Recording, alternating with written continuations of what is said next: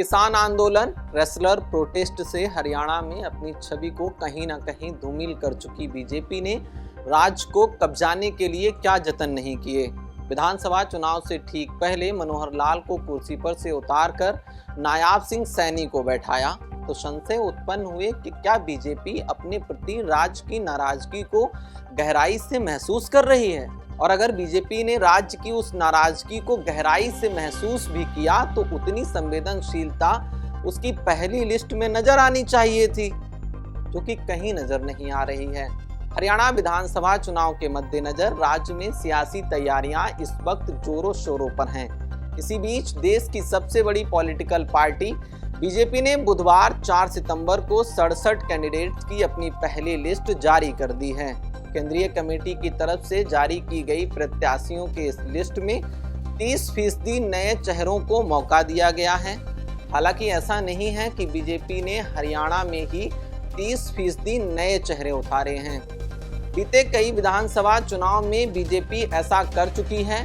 Party के बारे में एक कहावत बड़ी ही विख्यात है कि बीजेपी हर बार नए चेहरों को मौका जरूर देती है, चाहे पुराना कोई भी चेहरा नाराज हो जाए। अपनी लिस्ट में बीजेपी ने राज्य के कई कद्दावर नेताओं के परिवारों से भी उम्मीदवार बनाए हैं। पार्टी के पदाधिकारियों की नाराज होने की एक मुख्य वजह ये भी मानी जा रही है। राज्य की राजनीति को बेहद करीब से महसूस करने वालों का मानना है कि बीजेपी ने हरियाणा के प्रत्याशियों की पहली सूची में जातीय समीकरण का पूरा ख्याल रखा है। आपको याद होगा कि बीजेपी ने राज्य की कुर्सी पर नायाब सिंह सैनी को बैठाकर एक ऐसे ही जातीय समीकरण को साधने का काम किया था। कुछ लोगों का मानना है कि बीजेपी ने राज्य में लगातार तीसरी बार सत्ता हासिल करने के लिए सभी सियासी समीकरण को ध्यान में रखने की भी कोशिश की है। इस लिस्ट की सबसे इम्पोर्टेंट बात यह है कि बीजेपी ने राज्य में मौजूदा अपने 9 विधायकों का टिकट काट दिया है।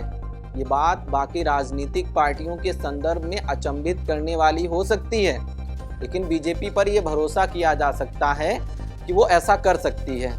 जिन विधायकों का नाम कटा है उनके नाम क्रमशः पलवल से दीपक मंगला, फरीदाबाद से नरेंद्र गुप्ता, गुरुग्राम से सुधीर सिंगला, भवानीखेड़ा से बिशंबर वाल्मीकि, रनिया से कैबिनेट मंत्री रणजीत चौटाला, अटेली से सीताराम यादव, पेहवा से पूर्व मंत्री संदीप सिंह, सोहना से राज्य मंत्री संजय सिंह, तो वहीं रतिया से लक्ष्मण नापा का टिकट काट दिया गया है। नाराज हुए नेताओं ने पार्टी को अपना इस्तीफा भी सौंप दिया है।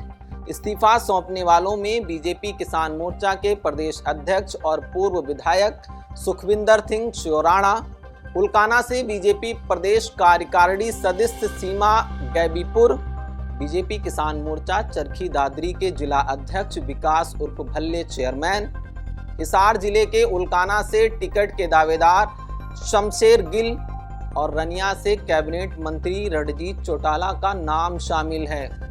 इसके अलावा भी कई नाम हैं जिन्होंने हरियाणा बीजेपी से इस्तीफा दिया है। बीजेपी ने उम्मीदवारों की अपनी इस लिस्ट में जाट और ओबीसी 11 उम्मीदवारों को टिकट दिया है। इसके साथ ही ब्राह्मण और पंजाबी समुदाय के 9 प्रत्याशियों को टिकट दिया है। इस लिस्ट में 8 महिलाओं को उम्मीदवार घोषित किया गया है। पार्टी ने वैश्य समाज के 5, राजपूत के 2 और बिश्नोई समाज के 2 उम्मीदवारों को टिकट दिया है। इस लिस्ट में कई चौंकाने वाले नाम भी सामने आए हैं। पार्टी ने अटेली सीट से सीताराम यादव का टिकट काटकर केंद्रीय मंत्री राव इंद्रजीत सिंह की बेटी आरती राव को टिकट दिया है। बीजेपी ने कबड्डी के स्टार प्लेयर दीपक हुड्डा को महम सीट से अपना प्रत्याशी बनाया है। वहीं हरियाणा की इसराना आरक्षित सीट से पार्टी ने राज्यसभा के मौजूद सांसद कृष्णलाल पवार को भी चुनावी मैदान में उतारा है।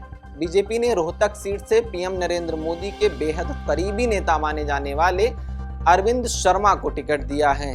वो 2019 में दीपेंद्र सिंह हुड्डा को हराकर रोहतक से सांसद बने थे। बीजेपी ने अपनी पहली लिस्ट में 13 टिकट बदल दिए हैं।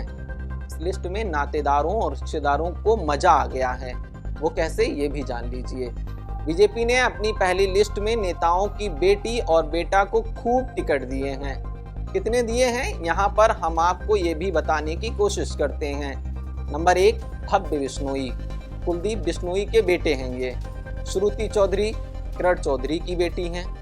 आरती राव इंद्रजीत की बेटी हैं। मनमोहन भडाना करतार भडाना के बेटे हैं। सुनील सांगवान सतपाल सांगवान के बेटे हैं। बीजेपी की पहली लिस्ट में कितने दल बदलू हैं ये भी जान लेते हैं। देवेंद्र बबली जेजीपी से आए हैं। निखिल मदान कांग्रेस से आए हैं। भव्य बिश्नोई कांग्रेस से आए हैं। श्रुति चौधरी कांग्रेस से आई हैं। राम कुमार गौतम जेजेपी से आए हैं। पवन कुमार जेजेपी से आए हैं। शक्ति रानी शर्मा एचजेपी से आई हैं। श्याम सिंह राणा इनेलो से आए हैं। संजय काबलाना जेजीपी से आए हैं।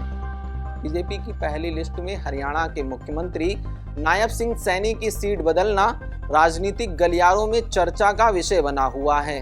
सीएम नायब सिंह सैनी जो अभी तक करनाल सीट से विधायक थे, अब वह लाडवा से चुनाव लड़ेंगे। लाडवा सीट के मौजूदा विधायक कांग्रेस के मेवा सिंह हैं। ऐसे में इस सीट पर लड़ाई दिलचस्प होने की उम्मीद है। फिलहाल अभी के लिए इतना ही। मेरा नाम कृष्णूर है और आप पंजाब केसरी टीवी देख रहे हैं। बहुत बहुत शुक्रिया आपका। नमस्कार। हमसे जुड़े रहने के लिए हमारे YouTube चैनल को सब्सक्राइब करें और नई वीडियो की नोटिफिकेशन के लिए बेल आइकॉन को दबाएं।